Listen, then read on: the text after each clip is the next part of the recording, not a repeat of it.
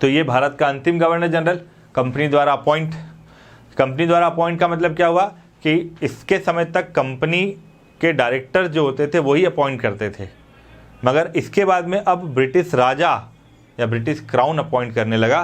तो ये अंतिम गवर्नर जनरल था और पहला वायसराय था। 1857 का रिवॉल्ट इसके समय पर हुआ। ठीक है, भारत का पहला विश्वविद्यालय कलकत्ता विश्वविद्यालय 1857 में इसके समय पर खोला गया। बाद में बम्बई और मद्रास में भी यूनिवर्सिटी सेटअप हुए वुड डिस्पैच की रिकमेंडेशन पर। इसने भारतीय दंड संहिता जो थी उसमें संशोधन किया और 1861 में इंडियन पेनल कोड को नए रिफॉर्म के साथ लागू किया, जो आज भी जुडिशल सिस्टम का बैकबोन है। 1861 में इसने इंडियन काउंसिल एक्ट पास किया और इसने गवर्नर जनरल के काउंसिल सदस्य जो थे उनकी संख्या 4 से 5 कर दी। लॉर्ड कैनिंग के समय पर 1858 में इंडियन पेनल कोड और सीआरपीसी सिविल दंड प्रक्रिया क्रिमिनल प्रोसीजर जो कोड था वो इसके समय लागू हुआ। इसने मिलिट्री और नॉन मिलिट्री एक्सपेंडिचर में कमी करने की कोशिश की। इसने सोशल रिफॉर्म के तहत विडो रीमैरिज एक्ट 1856 में इसके समय पर पारित हुआ था विडो रीमैरिज एक्ट। इसने रेलवे लाइन, सड़कों, नहरों का निर्माण कराया। कैनिंग ने एक हाईकोर्ट एक्ट पास किया था 1861 में और बम्बई, कलकत्ता और मद्रास में एक हाईकोर्ट को इसने सेटअप कराया। इसने भारत में दास प्रथा को गैरकानूनी किया, दास प्रथा को। और लॉर्ड कैनिंग की एक खास बात और कि लॉर्ड कैनिंग को भारत में पोर्टफोलियो सिस्टम का पिता कहते हैं। किसका कहते हैं बच्चा? Portfolio system. पोर्टफोलियो सिस्टम क्या होता है? कैबिनेट सिस्टम, जिसमें एक डिपार्टमेंट का प्रमुख एक मंत्री होता है। तो इस सिस्टम का जनक भारत में किसको कहते हैं? हम लॉर्ड कैनिंग को कहते हैं, जो आज भी उसी व्यवस्था के तहत हमारे यहाँ सिस्टम चलता है केंद्र और राज्य सरकारों का। तो ये लॉर्ड कैनिंग तक की कहानी है। इसके आगे और हम लोग शुरू करते हैं। फिर चलिए, लॉर्ड कैनिंग के बाद में अब बात करते हैं अगले गवर्नर जनरल की तरफ, वायसराय की तरफ। तो वायसराय अच्छा, वायसराय क्यों कह रहे हैं हम इनको? क्योंकि 1857 की क्रांति के बाद सीधा ब्रिटिश साम्राज्य के अंडर में भारत का शासन आ गया और उन्होंने अपने एक प्रतिनिधि को यहाँ नियुक्त किया जिसे वायसराय कहते हैं। तो viceroy that means the representative of British crown. तो अब दूसरा वायसराय जो था वो था लॉर्ड एल्गिन। और एल्गिन जो था, इसके समय पर सिर्फ एक चीज़ हुई कि एक आंदोलन बहुत जोर शोर से स्टार्ट हुआ था जिसको कहते हैं वहाबी आंदोलन। क्या कहते हैं बच्चा? वहाबी आंदोलन। वहाबी आंदोलन जो था ना, उस आंदोलन के दौरान एक कट्टरपंथी मूवमेंट चला और उसका इसने दमन कर दिया, इसलिए ये फेमस हुआ। दूसरी बात कि इसने विधवा पुनर्विवाह को प्रमोट किया। इंडिविजुअली अपने लेवल पर इसने सोचा कि भाई विधवा पुनर्विवाह जो एक अधिनियम बना था कैनिंग के समय पर, उसको अब इम्प्लीमेंट कराया जाना चाहिए और लोगों से उसने अपील की कि भाई विडो रीमैरिज को प्रमोट किया जाए। इसके समय पर एक खास बात और जो अक्सर प्रश्न पूछा जाता है वो ये कि इसकी मृत्यु जो हुई थी ना, वो हमारे धर्मशाला में होती है। धर्मशाला जो आज हिमाचल प्रदेश में आता है, तो इसकी मृत्यु भारत में होती है एल्गिन की। अब अगला वायसराय आता है सर जॉन लॉरेंस। ठीक है, जॉन लॉरेंस 1864 से 69 के बीच में रहा सर जॉन लॉरेंस। और लॉरेंस की क्या खास बात है कि इसके समय में भूटान का एक महत्वपूर्ण युद्ध हुआ जिसमें भूटान डिफीट हो गया और दोनों पक्षों के बीच में एक संधि हो जाती है। लॉरेंस के समय पर भूटान के साथ एक युद्ध होता है। भूटान हालांकि एक अपना पड़ोसी दोस्त है, सहायक देश है, मगर कंपनी को कुछ भी रास नहीं आता था, तो वो खोजते थे कि यार आसपास के जितने क्षेत्र हैं ना उन सबको अपने अधीन कर लें। भूटान बेचारा हार गया कंपनी के सामने, संधि हो गई।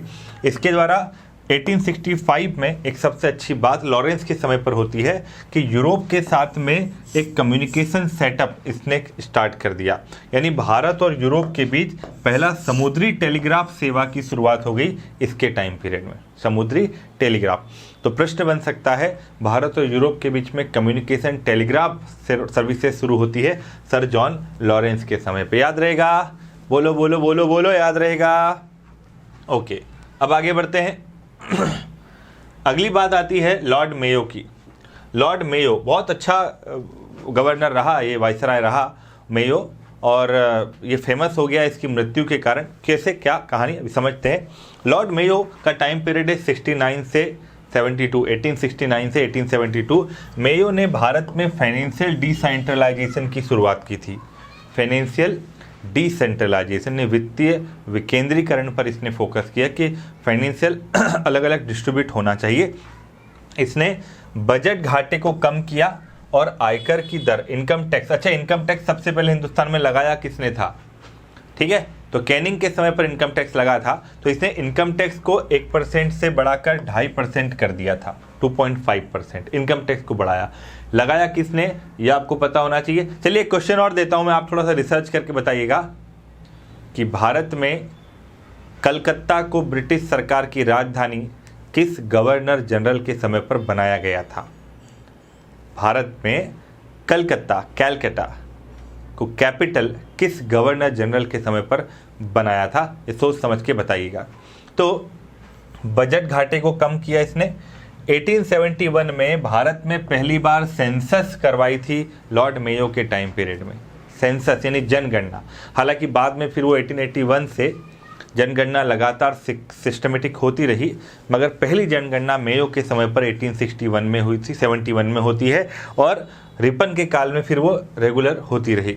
इसने बम्बई और मद्रास में सॉल्ट टैक्स में बढ़ोतरी कर दी थी, नमक टैक्स में बढ़ोतरी करने वाला ये गवर्नर था, वाइसराय था मेयो।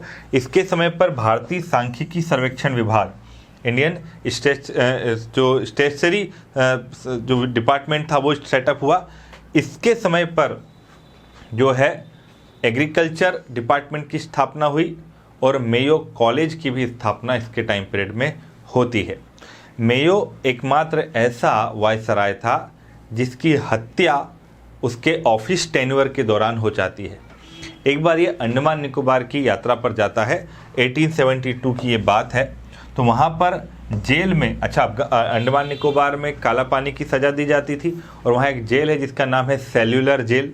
तो सेल्यूलर जेल में एक शेर अफगान था और उसने क्या किया, इसको जब ये वहाँ पर सुपरविज़न कर रहा था, घूम रहा था, तो इससे चाकू से हमला कर दिया और मेयो की हत्या हो गई। तो पहला भारतीय वाइसराय था जिसकी हत्या कार्यकाल के दौरान उसके ऑफिस में हो गई थी। मारा किसने था, शेख सलीम अफरीदी उस व्यक्ति का नाम था, उसने इसकी हत्या कर दी थी, ठीक है, शेख सलीम अफरीदी। तो याद रखिएगा कहाँ मृत्यु हुई, अंडमान में, किसने की याद रखना, और एकमात्र वाइसराय। सोचिए कितनी बड़ी बात है कि वाइसराय को मार दिया गया। अगर ये घटना 20वीं शताब्दी में होती ना तो शायद उस व्यक्ति को हम पूजते, मगर जिस समय ये हत्या हुई उस समय राष्ट्रवाद तो था पर वो उस वे में नहीं था जिस वे में 20वीं शताब्दी में आया। तो शेख सलीम अफरीदी याद रखिएगा नाम, ठीक है। मेयो के बाद में आता है लॉर्ड नॉर्थब्रुक। इसके समय पर कूका रिवॉल्ट हुआ, 1872 का कूका विद्रोह नॉर्थब्रुक के समय पर हुआ, जिसका बाद में दमन कर दिया गया। बंगाल बिहार में इसके समय पर एक बहुत भयंकर अकाल पड़ा था बंगाल बिहार में, और मतलब 1/3 आबादी उससे प्रभावित हुई, लाखों लोग उसमें मारे गए और इनकी तरफ से कोई खास प्रयास नहीं किए गए। 1873 में इसने डिक्लेयर किया था कि मेरा उद्देश्य करों को हटाना तथा अनावश्यक वैधानिक कार्रवाइयों को बंद करना है। यानी इसका स्टेटमेंट था कि मैं चाहता हूं, माय ऑब्जेक्टिव इज दैट कि I want to reduce the taxes and unnecessary legal activities को बंद कर, मतलब वैधानिक कार्रवाइयाँ जो की जा रही थी उसको रोक दिया जाए। तो ये इसका स्टेटमेंट है। मैं फिर कह रहा हूँ पीएससी स्टेटमेंट पर प्रश्न पूछने लगा है, स्टेटमेंट्स आप लोगों को तैयार करना है, और प्राचीन भारत, मध्यकालीन भारत और आधुनिक भारत के स्टेटमेंट और नारों पर क्लास तैयार करना है तो मैंने एक वीडियो इसके पहले डाल रखा है। प्राचीन भारत के महत्वपूर्ण शब्द, मध्यकालीन भारत के महत्वपूर्ण शब्द और आधुनिक भारत के शब्द शुरुआत में मिल जाएंगे, आप देख लीजिएगा। इसने अफगानिस्तान के संदर्भ में नॉन इंटरफेरेंस की पॉलिसी अपनाई कि हम वहाँ इंटरफेयर नहीं करेंगे। इसके समय पर स्वेज नहर खुल गई थी, स्वेज कैनाल जो अभी चर्चा में भी रही थी, तो स्वेज कैनाल इसके समय पर खुली, जिसके कारण भारत और ब्रिटेन के मध्य व्यापार में बढ़ोतरी हो गई, क्योंकि पहले अफ्रीका का राउंड लगा के आना पड़ता था। अब स्वेज कैनाल खुल जाने से जो हुआ वो हमारे बीच के डिस्टेंस कम हो जाती है, तो इससे इंडिया और ब्रिटेन का ट्रेड जो है वो बहुत तेज़ी से ग्रो करता है। तो स्वेज कैनाल किस गवर्नर जनरल के समय पर खुली, वाइसराय के नॉर्थब्रुक के समय पर। और इसी के समय पर 1875 में Prince of Wales King Edward सप्तम भारत यात्रा पर आए थे। तो पहला राजा जो भारत यात्रा पर उस समय पर आया, किंग प्रिंस ऑफ वेल्स, मतलब जो बाद में राजा बने, Prince of Wales King Edward सप्तम भारत यात्रा पर आए 1875 में भारत में। ठीक है, ये नॉर्थब्रुक की कहानी थी। कोई डाउट है किसी का? है ना, ये सब इन्फॉर्मेशन है जो आपको याद रखना है बच्चा, इसमें कुछ खास नहीं है, कॉन्सेप्ट नहीं है, कोई रॉकेट साइंस नहीं है। अगला आता है लॉर्ड लिटन। अच्छा, अब लॉर्ड लिटन और रिपन, ये दो गवर्नर जनरल यानी वायसराय बहुत चर्चा में है। लॉर्ड लिटन 1876 से 80 तक रहा और इसने बुरे से बुरा कांड किया। ये अगेंस्ट था इंडियन हैप्पीनेस के, भारतीयों को खुश देख ही नहीं सकता था और इसने भारतीयों को दुखी करने के नए नए तरीके अपनाए। मतलब इसकी स्थिति कैसी थी पता है आपको? मतलब एक बहुत बुरी बिगड़ी हुई सास जो बहू को खुश नहीं देख सकती, इसने यही किया कि भारतीयों को खुश नहीं देखना। मगर इसके बाद जो आता रिपन, वो बेचारा था बहुत सुधरी हुई सास, बहू को खुश करने की कोशिश करता था। बस वैसा ही कुछ ऐसा है, तो समझना, बस मैंने एग्जाम्पल लिए हैं।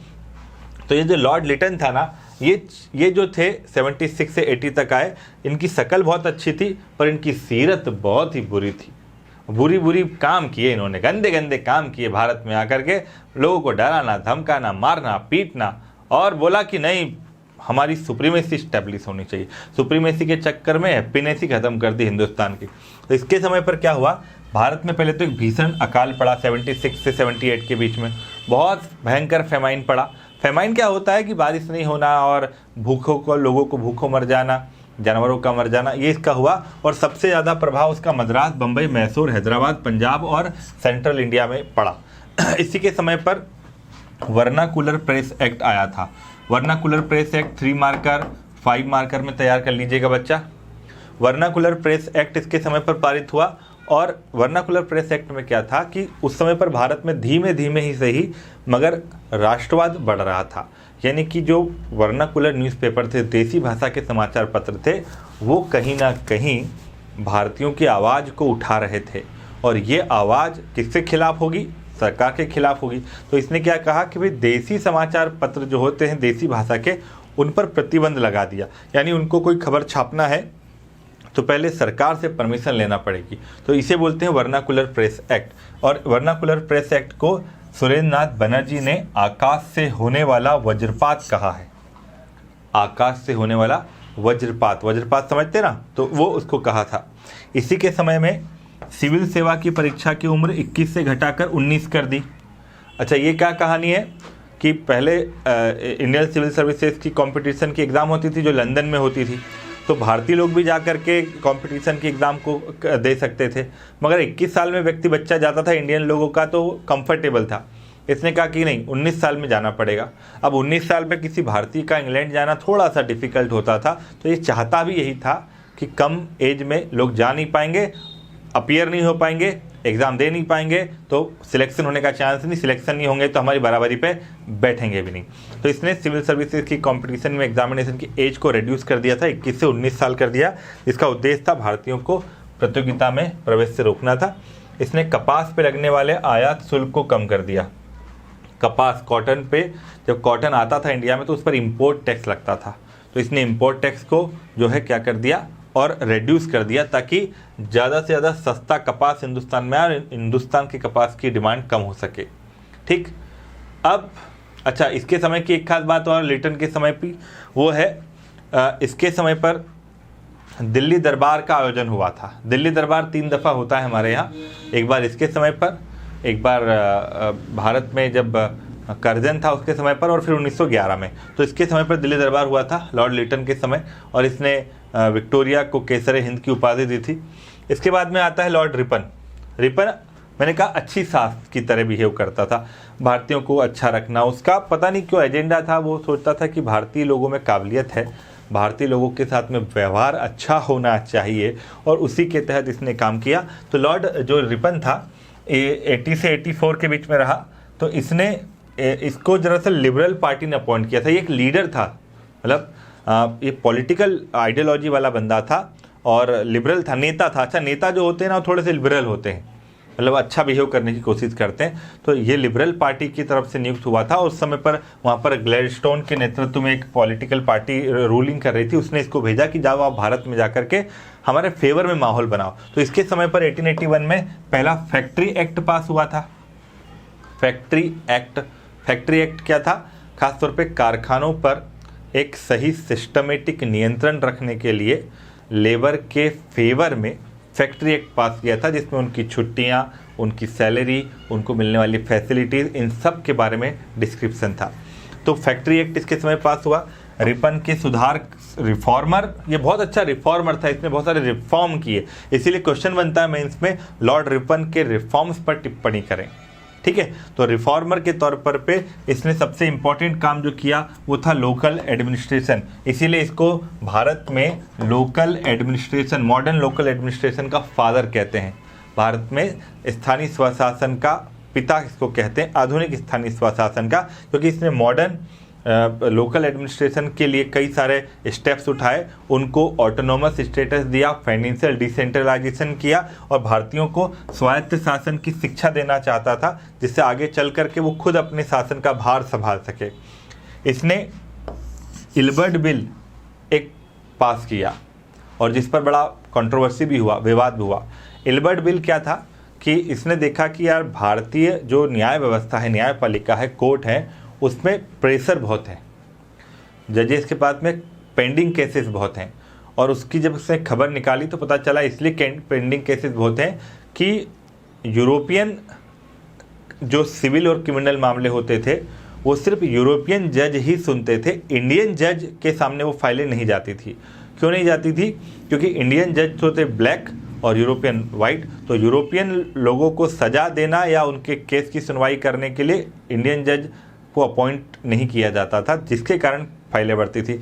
इल्बर्ट बिल में इसने कहा कि इंडियन जज भी, भारतीय जज भी यूरोपियन लोगों के मामलों को सुनेंगे। इससे यूरोपियन लोगों की सुप्रीमेसी खतरे में पड़ गई कि हम वाइट हैं, ब्लैक हैं, हमें ब्लैक कैसे हमारे को सज़ा दे सकता है। इस पर वाइट लोगों ने जो है रिवॉल्ट कर दिया था, मतलब इसका विरोध किया था, तो इसको बोलते हैं इल्बर्ट बिल कंट्रोवर्सी। तो इल्बर्ट बिल इसके समय पर 1883 में आया था। इल्बर्ट बिल पर हुए विवाद के कारण इसने त्यागपत्र दे दिया। इसने नगरों में नगर पालिका का गठन किया। भारत की पहली म्यूनसिपैलिटी कौन सी थी बताइएगा? ठीक, रिपन अपने बारे में कहता था, मेरा मूल्यांकन मेरे कार्यों से करना, न कि मेरे शब्दों से। बहुत अच्छी बात है, ये करना भी चाहिए कि उसका इवेल्युएशन उसके कर्म से करो, उसके वर्ड से मत करो, ये इसने कहा था। तो रिपन अच्छी सास की तरह आया, अच्छी तरह से लोगों को ट्रीट किया और फिर चला गया। पर इसका सम्मान है हिंदुस्तानियों के बीच में। उस समय के जितने तमाम लीडर थे, चाहे वो तिलक थे, चाहे गोखले थे, सब लोग इसका बहुत सम्मान करते थे। रिपन के बाद में अब आता है लॉर्ड डफरिन। डफरिन जो है ना, बड़ा स्मार्ट सा, बिल्कुल बढ़िया फ्रेंच दाढ़ी रखने वाला व्यक्ति था ये। डफरिन ने दो चीज़ों पर ध्यान दिया। इसने कहा भैया देखो, किसानों के फेवर में काम करना चाहिए, तो इसने किसानों के फेवर में कई सारे लॉ बनाने की कोशिश की। और इसके शासनकाल की सबसे इम्पोर्टेंट जो घटना है उसमें एक है कांग्रेस की स्थापना। तो लॉर्ड डफरिन के समय पर 1885 में कांग्रेस की स्थापना हुई थी। इसके समय पर A.O. ह्यूम ने भारतीय राष्ट्रीय कांग्रेस की स्थापना की थी। कांग्रेस की स्थापना पर एक डिटेल्ड लेक्चर में इसके पहले अपलोड कर चुका हूँ, प्लीज़ आप लोग देख लीजिएगा। इसके शासनकाल की एक और घटना थी, वो थी थर्ड एंग्लो बर्मा युद्ध जो हुआ, जिसमें बर्मा पूरी तरह से पराजित हुआ और डफरिन ने बर्मा को जीत करके पूरी तरह से अंग्रेजी राज्य में मिला लिया। पहले लोअर पार्ट मिलाया था, अब पूरा बर्मा ब्रिटिश साम्राज्य के अधीन आ गया, और जो बाद में 1935 तक बना रहा। डफरिन के समय बर्मा हमने मिलाया पूरा। 1886 में अवध और 1887 में पंजाब में टेनेंसी एक्ट इसने पास किया था, ठीक है, किसानों के लिए। 1885 में इसने भारतीय महिलाओं की रक्षा के लिए लेडी डफरिन फंड स्थापित किया था।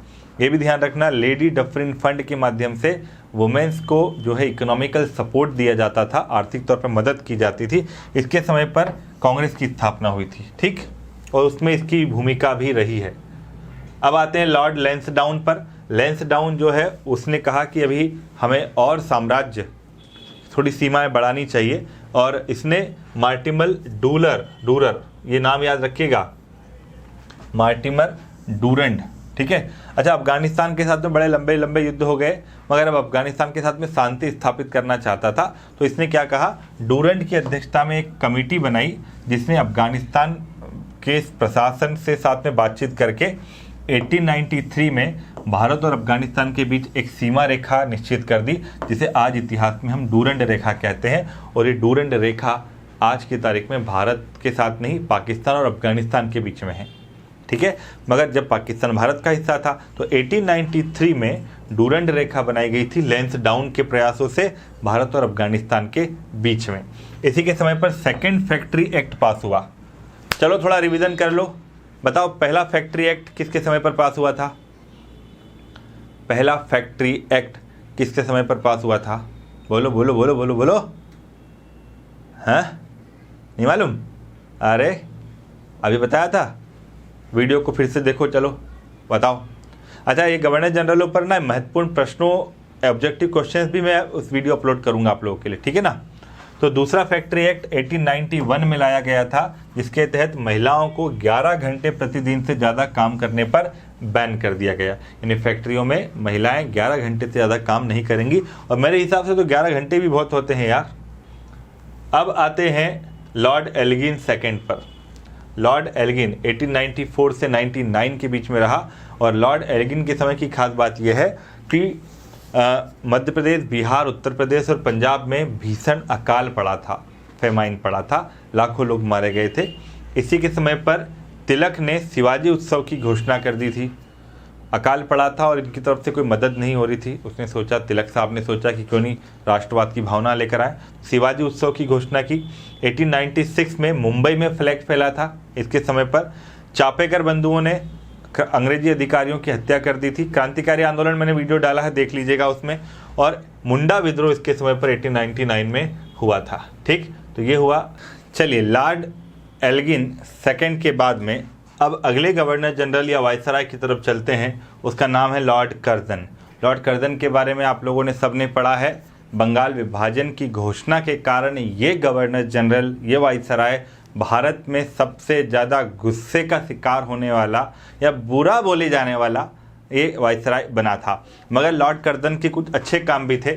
सबसे पहले जब ये भारत में आया तो इसके समय पर अकाल पड़ा, तो कर्जन ने क्या किया? अच्छा, कर्जन ने हर चीज़ की समस्या के लिए कमीशन अपॉइंट किया, इसीलिए मैं इसको कमीशन वायसराय भी कहता हूँ, क्योंकि इसने हर चीज़ के लिए कमीशन अपॉइंट कर दिया। जैसे इसके समय अकाल पड़ा तो इसने सोचा अब अकाल से कैसे निपटा जाए या भविष्य में कैसे अकाल के लिए हमारे स्टेप्स होने चाहिए। तो इसने सर एंटनी मैकडोनाल्ड की अध्यक्षता में एक अकाल आयोग स्थापित कर दिया, ठीक है। तो famine commission is appointed by Lord Curzon for what? To review the condition of famine and what should be the next policy should be adopted by the British government. So इसने इसके लिए, ताकि भविष्य में अकालों से निपटने के लिए हमारी रणनीति क्या होनी चाहिए, इसने अकाल आयोग बना दिया। 1901 में इसने सर कॉलिन स्कॉट मानक्रिफ की अध्यक्षता में एक इरिगेशन कमीशन, सिंचाई कमीशन बना दिया, सिंचाई आयोग बना दिया कॉलिन स्कॉट की अध्यक्षता में। इसने सर 1902 में एंड्रू फ्रीज की अध्यक्षता में एक पुलिस आयोग बना दिया, पुलिस में सुधार के लिए, पुलिस रिफॉर्म के लिए पुलिस आयोग एंड्रू फ्रीज की अध्यक्षता में, ताकि हर प्रांत में पुलिस प्रशासन की अच्छे से जांच पड़ताल हो सके और पुलिस को इफेक्टिव बनाया जा सके। पुलिस विभाग में क्रिमिनल इन्वेस्टिगेशन डिपार्टमेंट, जिसको आज हम CID कहते हैं, CID भैया वही CID सोनी वाला है ना, CID दया वाला और SP प्रद्युमन वाला शायद है ना। तो CID क्रिमिनल इन्वेस्टिगेशन डिपार्टमेंट की स्थापना कर्जन के समय पर हुई थी। तो सोनी वालों को तो इसे स्पेशल थैंक्स बोलना चाहिए, और इसकी बर्थडे और इसकी डेथ एनिवर्सरी पर कुछ न कुछ जरूर एक कम से कम एक पोस्टर ही अपलोड कर देना चाहिए अपने चैनल पर, क्योंकि इसकी वजह से CID बना और CID की वजह से चैनल सोनी खूब चला। तो भैया अब ध्यान रखो इसने कौन कौन से कमीशन बनाए। तो पहले तो मैकडोनाल्ड की अध्यक्षता में फेमाइन कमीशन, ठीक, स्कॉट मानक्रिफ की अध्यक्षता में सिंचाई इरिगेशन कमीशन, एंड्रू फ्रीज की अध्यक्षता में पुलिस कमीशन, ठीक। और ये 3 कमीशन हो गए, अभी और बनाएगा, अभी देखते जाओ आप आगे। और CID इसने बना दिया। फिर इसके समय पर क्या हुआ, इसने थॉमस रेले की अध्यक्षता में एक यूनिवर्सिटी कमीशन भी बना दिया। थॉमस रेले की अध्यक्षता में विश्वविद्यालय आयोग भी बना हमारा, इसलिए ताकि विश्वविद्यालयों पर नज़र और अपनी पकड़ मजबूत की जाए। तो इसने इंडियन यूनिवर्सिटी और इसी थॉमस रेले की कमीशन की रिकमेंडेशन पर 1904 में इसने भारतीय विश्वविद्यालय अधिनियम इंडियन यूनिवर्सिटी एक्ट पास किया। तो क्वेश्चन अगर आ जाता है भारतीय विश्वविद्यालय अधिनियम किसकी कमेटी की सिफारिश पर हुआ, तो रेले कमेटी की। कौन था वाइसराय? Lord Curzon. ठीक। 1904 में इसने सहकारी उधार समिति अधिनियम पारित किया। सहकारी उधार समिति अधिनियम पारित किया, जिसके अंतर्गत किसानों को थोड़ी ब्याज दर पर लोन मिल सकता था।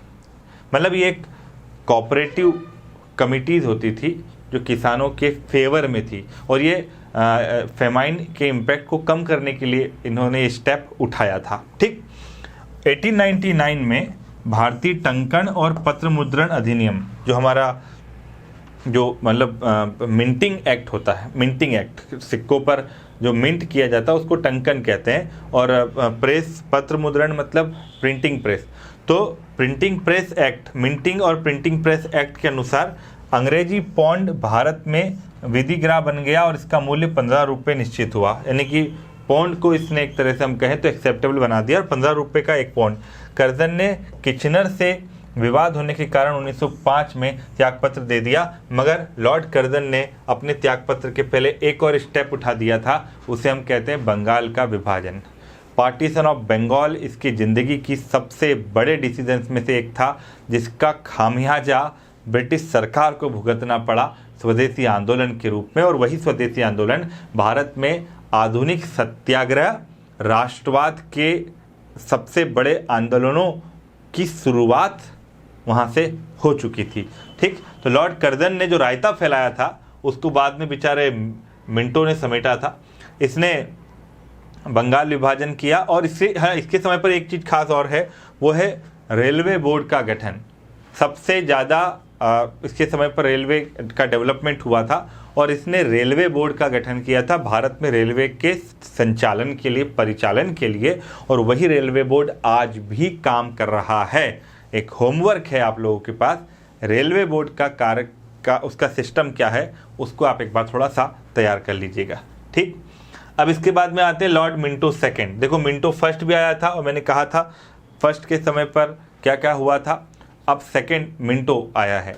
मिंटो सेकंड जो था वो भारत में सांप्रदायिकता का पिता कहा जाता है। ठीक है। ये जब आया भारत में उस समय स्वदेशी आंदोलन चल रहा था, और स्वदेशी आंदोलन के कारण ब्रिटिश सरकार के खिलाफ एक माहौल बना। भारत में संवैधानिक सुधारों की मांग हो रही थी, कॉन्स्टिट्यूशनल रिफॉर्म्स होने चाहिए थे। लॉर्ड मिंटो ने क्या किया, एक कमेटी का गठन किया। उस कमेटी का नाम था अरुंडेल कमेटी। क्या नाम था बच्चा? Arundel committee. और अरुंडेल कमेटी ने रिकमेंडेशन किया कि यार हमें ये बंगाल विभाजन रद्द कर देना चाहिए, क्योंकि ये ब्रिटिश सरकार के फेवर में नहीं है। हमने इसको तोड़ने के लिए बनाया था नेशनलिज्म को, तो इससे तो और भारतीय लोग पास आ रहे हैं, मतलब नेशनलिज्म और बढ़ रहा है। तो उसके इस कमेटी ने और रिकमेंडेशन दी कि भारत में कॉन्स्टिट्यूशनल रिफॉर्म होने चाहिए, और इसी कमेटी की रिकमेंडेशन पर मिंटो ने 1909 का भारत सरकार अधिनियम 1909 मार्ले मिंटो रिफॉर्म एक्ट पास कराया। और उस एक्ट में उसने ये भी देखा कि 1906 में मुस्लिम लीग बनी थी, उसी के प्रयासों से 1908 में मुस्लिम लीग ने सेपरेट इलेक्टोरेट की डिमांड रख दी। इससे उसको मौका मिला भारत में हिंदू मुसलमान को अलग अलग करके एक लड़ा करके अपना साम्राज्य बनाए रखने का। इसलिए उसने मुसलमानों को सेपरेट इलेक्टोरेट दिया, पृथक निर्वाचन क्षेत्र दे दिया 1909 के अधिनियम में। इसलिए उसने जो बीज बोए थे 1909 में, वो बीज 1947 में विभाजन के तौर पर एक बड़ा फल भारत के सामने प्रस्तुत करते हुए पाए जाते हैं। इसीलिए उसको सांप्रदायिकता का पिता भारत में कहते हैं। तो मिंटो ने के समय पर मुस्लिम लीग बना। 1907 में सूरत अधिवेशन में कांग्रेस का विभाजन हुआ। इसी के समय पर खुदीराम बोस को फांसी की सजा दी गई थी। 1909 में एसपी सिन्हा वाइसराय कार्यकारिणी, हाँ पहले व्यक्ति थे ये जो वाइसराय की कार्यकारिणी में भारतीय में नियुक्त हुए थे। एसपी सिन्हा जो थे वो इसकी अपॉइंट में आए। इसके बाद में आते हैं मिंटो के बाद में, वो है लॉर्ड हार्डिंग। लॉर्ड हार्डिंग जब आया तो इसने देखा कि भारत के लोगों से कैसे हम लोग थोड़ा सा सपोर्ट हासिल करें, क्योंकि परिस्थितियां यूरोप में विश्व युद्ध की बन रही थी। तो इसने क्या किया कि सबसे पहले तो एक दिल्ली दरबार का आयोजन किया। 1911 में ब्रिटेन के जो राजा थे वो भारत की यात्रा पर आए, जॉर्ज पंचम, और उनके सम्मान में इसने दिल्ली दरबार का आयोजन किया। क्या किया बच्चा? दिल्ली दरबार का। और उस दिल्ली दरबार का आयोजन करते हुए 1911 में 2 घोषणाएं हुई। सबसे पहला तो बंगाल विभाजन को रद्द कर दिया गया, और दूसरी घोषणा ये हुई कि भारत की राजधानी अब दिल्ली को बनाया जाएगा। किसको रिप्लेस करते हुए? कलकत्ता को रिप्लेस करते हुए। अब तक आपने खोज लिया होगा कि कलकत्ता भारत की राजधानी कब बनी थी? नहीं खोजा तो खोज लीजिए जल्दी से, ठीक है। इसी के बाद में 1912 में दिल्ली भारत की ऑफिशियल राजधानी बनी, और जब राजधानी बनाई जा रही थी तब इस पर बॉम्ब फेंका गया था। बॉम्ब किसने फेंका था? सोच समझ के जवाब दीजिएगा। क्रांतिकारी आंदोलन में पढ़ा चुका हूँ, उसमें जाकर आप देख लीजिएगा। 1915 में इसी के समय गदर आंदोलन का प्रारंभ हुआ था तथा डिफेंस ऑफ इंडिया अधिनियम पास हुआ था। गदर आंदोलन के दौरान डिफेंस ऑफ इंडिया अधिनियम पास हुआ। 1915 में गोपाल कृष्ण गोखले और फिरोज शाह मेहता का देहांत इसके समय पर हुआ। 4 अगस्त 1914 को इसी के समय पर पहला विश्व युद्ध भी शुरू हो चुका था और उसका प्रभाव भारत में पड़ा। इसने भारत के युवाओं को जबरदस्ती सेना में भर्ती करने के भी आदेश जारी कर दिए थे। 1916 में हार्डिंग को बनारस हिंदू विश्वविद्यालय का कुलाधिपति नियुक्त किया गया था, क्योंकि 1916 में मदन मोहन मालवीय के प्रयासों से BHU की स्थापना हुई और इसको चांसलर अपॉइंट किया गया था। तो BHU का पहला चांसलर बना लॉर्ड हार्डिंग सेकेंड। याद रहेगा बच्चा यहाँ तक? पक्का? कोई डाउट किसी का नहीं? बढ़े आगे, चलिए आगे बढ़ते हैं। अब आता है लॉर्ड चेम्सफोर्ड। लॉर्ड चेम्सफोर्ड बहुत सीधा साधा और यंग बंदा दिखाई दे रहा है, और हम कहें तो अच्छा खूबसूरत भी दिखता था, ये हैंडसम दिखता था, मगर इसके काम कुछ बेचारे की परेशानी भरे रहे। इसके समय पर सबसे पहले जब ये भारत आया तो इसको सामना करना पड़ा होम रूल आंदोलन का। तिलक और एनी बेसेंट ने मिलकर के होम रूल लीग आंदोलन शुरू कर दिया। उससे इसको निपटना बहुत महंगा पड़ गया। इसको तिलक को भी जेल में डालना पड़ा और एनी बेसेंट को भी जेल में डालना पड़ा। 1916 में मुस्लिम और कांग्रेस के बीच में जो लखनऊ समझौता हुआ था वो भी इसी के समय पर हुआ था। लखनऊ समझौते में दोनों मुस्लिम लीग और कांग्रेस एक साथ आ गए थे।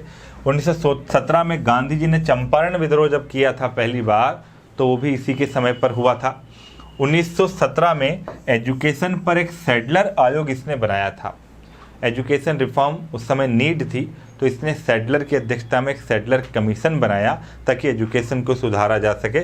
इसी के समय पर जलियांवाला बाग हत्याकांड हुआ था, और जलियांवाला बाग हत्याकांड के समय पूरे भारतीयों की नज़रें इस व्यक्ति पर थी कि ये क्या स्टेप लेता है, मगर अफसोस कि इसने एक भी स्टेप भारत के लोगों के फेवर में नहीं लिया। तो जलियांवाला बाग हत्याकांड हुआ, उस समय भारत का वाइसराय लॉर्ड चेम्सफोर्ड था। रॉलेट एक्ट भी इसी के समय पर पास हुआ था, जिसके कारण ही जलियांवाला बाग हत्याकांड हुआ था। रॉलेट एक्ट 1919 को मॉन्टेस्क्यू चेम्सफोर्ड सुधार अधिनियम भी लाया गया था इसी के समय पर, क्योंकि मॉन्टेस्क्यू जो था उस समय पर भारत सचिव था और चेम्सफोर्ड जो है वो भारत का वाइसराय था। तो 1919 के इस मॉन्टेस्क्यू चेम्सफोर्ड अधिनियम के तहत भारत में प्रांतों में एक तरह से सेल्फ गवर्नेंस की स्थापना करने की शुरुआत हुई थी।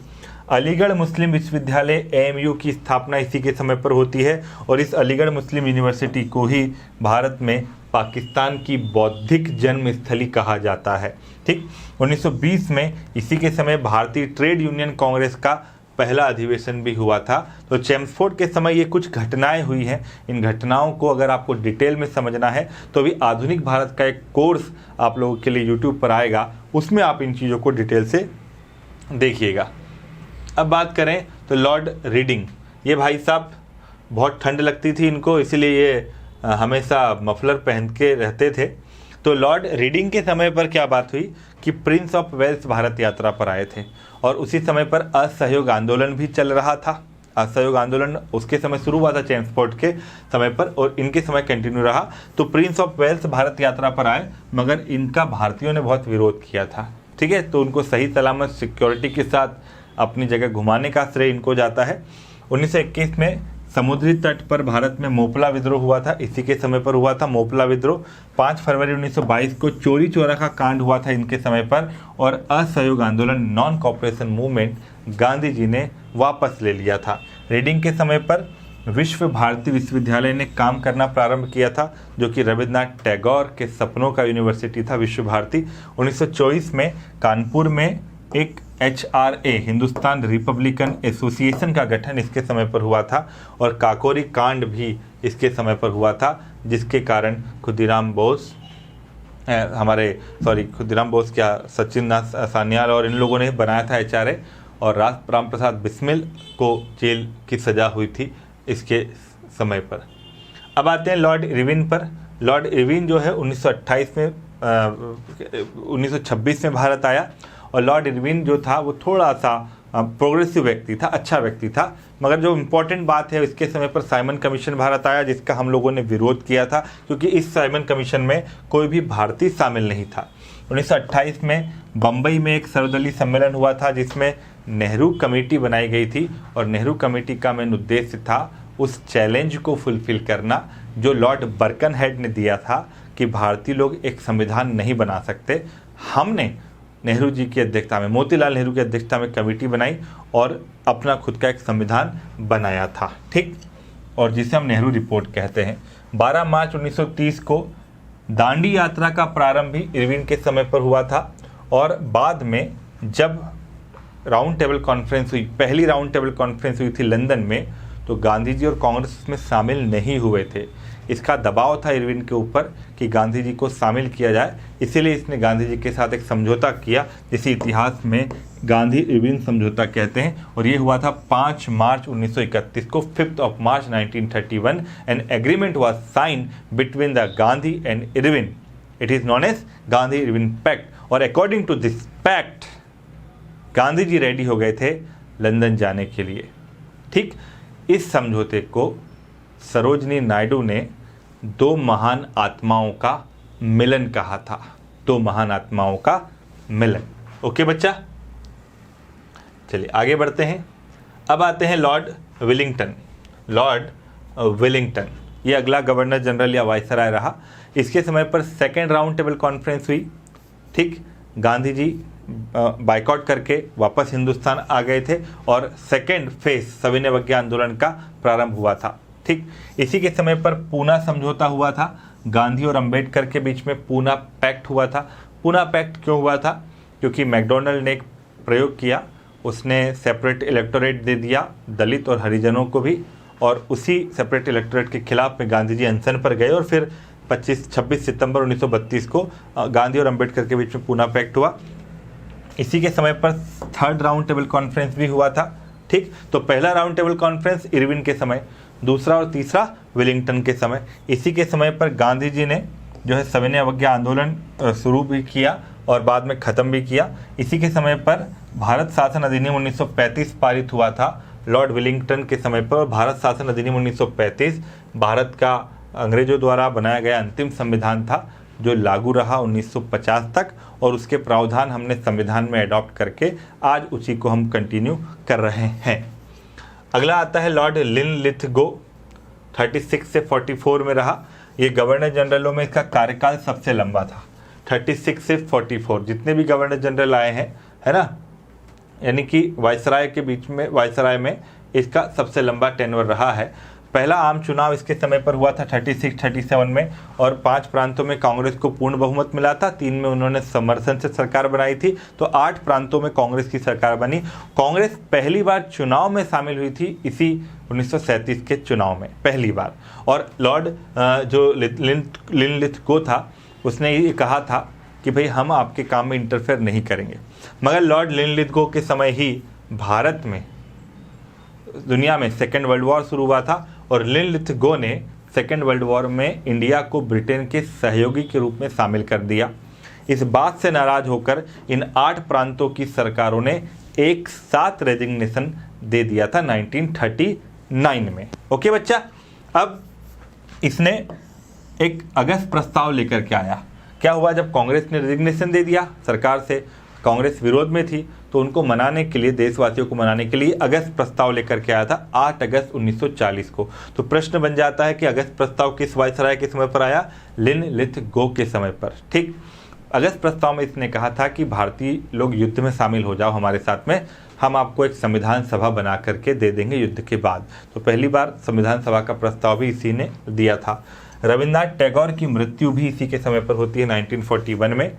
इसके समय पर क्रिप्स मिशन भारत आया था, और क्रिप्स मिशन को गांधी जी ने आउटडेटेड चेक कहा था, और क्रिप्स मिशन के फेल होने के बाद ही गांधी जी ने भारत छोड़ो आंदोलन को प्रारंभ किया था। तो भारत छोड़ो आंदोलन किसके समय हुआ था? लिन लिथगो के समय पे 9 अगस्त 1942 को अबुल कलाम आज़ाद जैसे नेताओं को गिरफ्तार करने का आदेश भी इसी ने दिया था, और उस गिरफ्तारी के आदेश को ऑपरेशन 0 आवर कहा जाता है। ठीक, तो 0 आवर चलाया था किसने? लॉर्ड लिन लिथगो ने। ठीक बच्चा, आगे बढ़ते हैं। लॉर्ड वेवेल अगला वायसराय आता है, जो सेकंड लास्ट वायसराय था लॉर्ड वेवेल। वेवेल जब भारत में आया तो इसने कहा भाई भारतीयों के साथ में समझौता करते हैं, और इसने शिमला में एक सम्मेलन बुलाया जिसको शिमला सम्मेलन कहते हैं, जिसने वेवेल प्लान रखा था। वेवेल प्लान फेल हो गया था। मुस्लिम लीग ने कैबिनेट मिशन योजना को स्वीकार किया। इसी के समय पर कैबिनेट मिशन भी आया था, और कैबिनेट मिशन को स्वीकार करते हुए एक इंटरिम सरकार का गठन किया गया था। ठीक है, 16 अगस्त को मुस्लिम लीग ने डायरेक्ट एक्शन डे शुरू किया था, प्रत्यक्ष कार्रवाई दिवस, जिसमें दंगे भारत में भड़के। 2 सितंबर को जवाहरलाल नेहरू ने इंटरिम सरकार का गठन किया था लॉर्ड वेवेल के समय पर, और संविधान सभा की पहली बैठक भी हुई थी लॉर्ड वेवेल के समय पर। संविधान सभा के चुनाव भी हुए थे लॉर्ड वेवेल के समय पर, और 9 दिसंबर 1946 को पहली बैठक हुई, और वेवेल के प्रयासों से ही ये सक्सेस भी हुई थी। भारत के अंतिम वायसराय की तरफ चलते हैं। ये व्यक्ति ब्रिटिश क्राउन यानी ब्रिटिश राज परिवार से संबंधित था।